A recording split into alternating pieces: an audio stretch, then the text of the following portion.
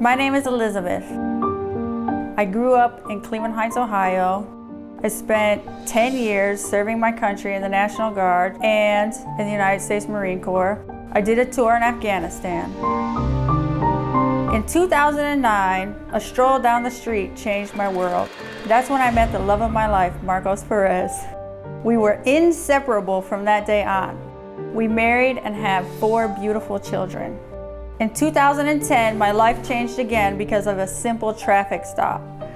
Marcos was here in the United States illegally and didn't have a driver's license. The police deported him to Mexico.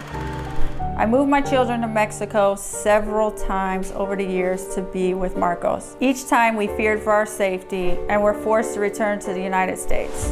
After sacrificing to serve this country, I am now fighting a new battle to reunite my family. The separation has really taken a toll.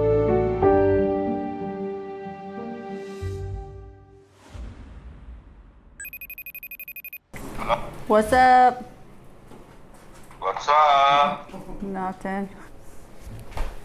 Look who it is. What's up?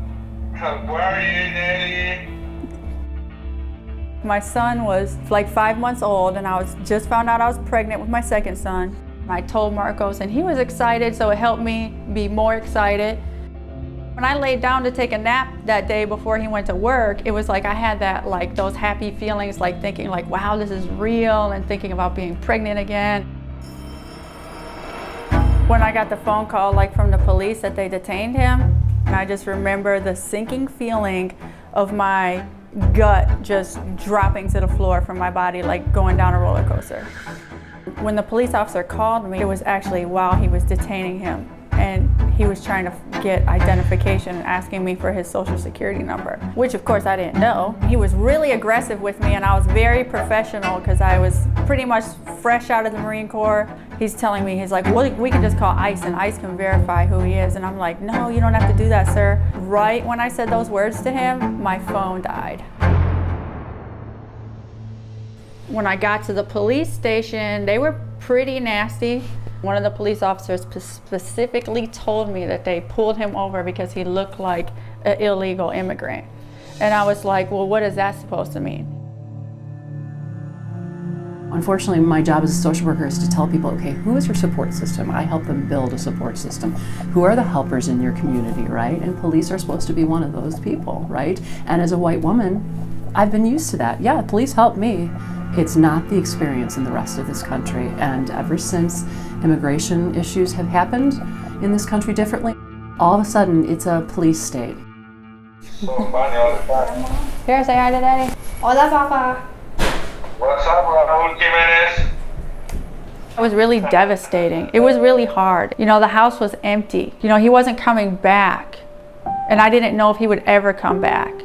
His shoes were still by the front door. You know, his shirts in the closet are going to be empty. It sounds like such a small thing, but it's something that hit me really hard. I already had anxiety from the Marine Corps. But in my opinion, this constant unknown factor of is he coming back or is he not coming back and never knowing just blew it all out of control. I've been working with kids for over 25 years. I'm just really concerned about the state of the children that I'm working with and what I read across the country. Several of the kids I'm working with, I tried to get them to do letters and they can't focus. The trauma on an emotional and psychological level is so much more obscure and difficult to identify. Kids shove it down and you think they're doing fine and then you realize they're having really bad thoughts. I started crying in my room and saying I want to die and go to heaven because I really miss my dad. I want the citizens of the U.S. to know my dad means a lot to me. I want him to come back home. He's the only one I can play with besides my brother. I hope my dad can come home. All 4 of them have issues from their dad not being here in different ways. I'm mostly worried about my older son. Their level of anger is completely out of control. My older son, Pele, started having these really huge bouts of crying, and he started saying dark things to me, like he doesn't want to be here anymore. Oh, it's just gonna kill me to talk about it. He would say things like he wants to be with Jesus. Oh my God, I can't even talk about this. We're still going to the counseling now. I mean, he's still right now in that, but he's got serious anger issues. And the one thing that's helping him now is soccer. Rocky, this guy is like so mad, and he started going to the counseling too. So now we're doing a whole family counseling. My daughters too, who are so young, so now I'm seeing things from them that I saw with Pele and Rocky. When your brain is usurped by fear, you're set up for a future of anxiety, potential learning disabilities, which only contributes to social challenges in our community. The parent who is the breadwinner, when they're taken away, now all bets are off. How is this family going to survive? I get really nervous. I'm on the edge all the time, and it just keeps me from functioning normally and even having a job. And that's really embarrassing and hard for me to talk about. We all sleep in the living room because I'm paranoid about something happening to them. Is he ever going to come back? I still don't know. And I have been dealing with that question for 9 years. I have been fighting and fighting and fighting. We went to Washington, D.C. at least a dozen times. I have talked to every congressional member, both my state senators, people from USCIS, people from ICE. We flew to the border to try to talk to Border Patrol and put a petition through them. Everywhere you can think of, and keep thinking like every single time something's gonna work, and then it doesn't. Jeff?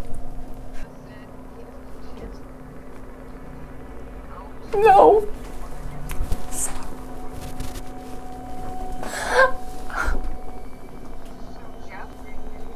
Do I need to go? Do I need to go? Are the kids all home?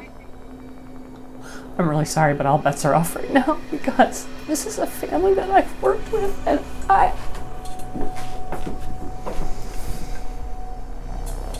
this was a family who,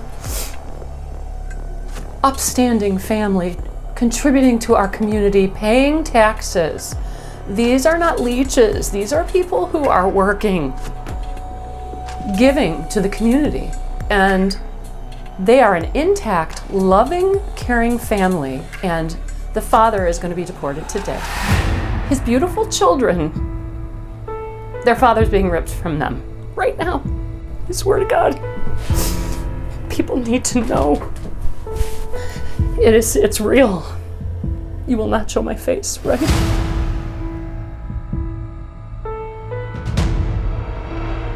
I would like people to see my husband. He's just a person, period, you know? Shouldn't have to justify him and clarify him as a person to anyone. He's a person and deserves to be treated with dignity and respect. All people deserve to be treated with dignity and respect. Old saying from Martin Luther King was, we all came on different boats, but we're in the same boat now. But we're in the same country now, and it's all of our experience. I've worked in social work for over 25, 30 years. I was completely ignorant, and if I'm ignorant and now I'm scared, imagine what the children and the families are going through right now to live in the United States of America. We are not united anymore. Hopefully in 1 year from now, everything is good and we have a really strong case. So hopefully in 2 years from now, he's back here and helping me, and my sons are benefiting and my daughters are benefiting. I'm benefiting, he's benefiting. We're all just living the dream.